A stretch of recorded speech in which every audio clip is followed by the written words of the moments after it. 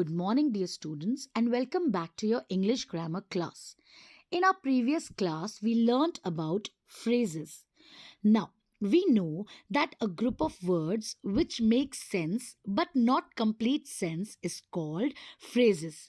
In today's class, we will learn about clauses. Now, a clause is a group of words which forms part of a sentence and contains a subject and a predicate of its own.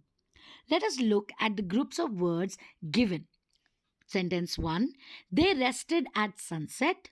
Sentence 2, they rested when evening came.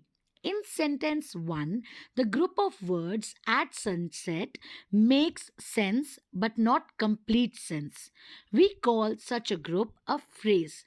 In sentence 2, the group of words when evening came makes sense but not complete sense. So, is this group of words also a phrase?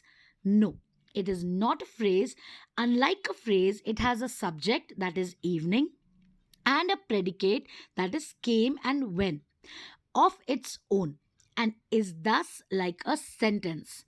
But though like a sentence, it is only part of a sentence. So, a group of words that forms part of a sentence and has a subject and a predicate of its own is called a clause.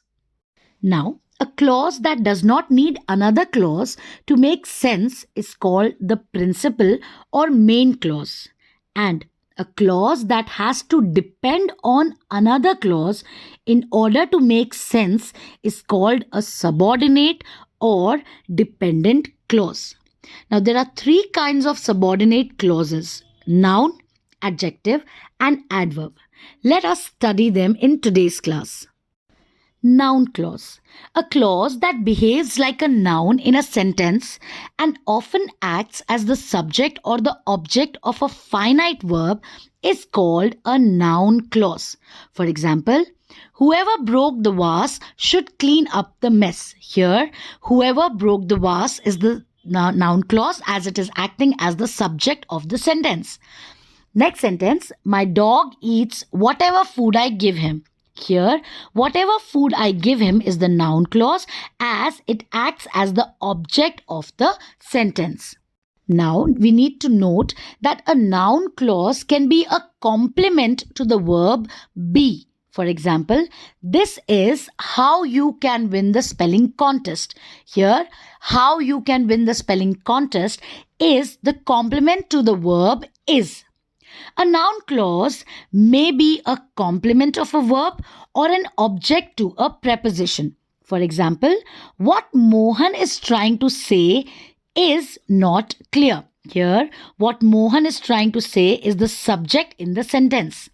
Let us take another example.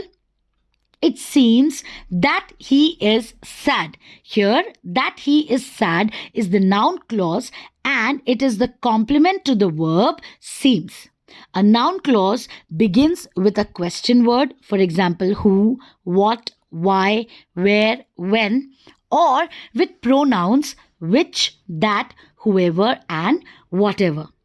That will be all for today's class, and we'll complete the adjective and the adverb clause in our next class. Until we meet again, stay safe, stay healthy, and keep learning.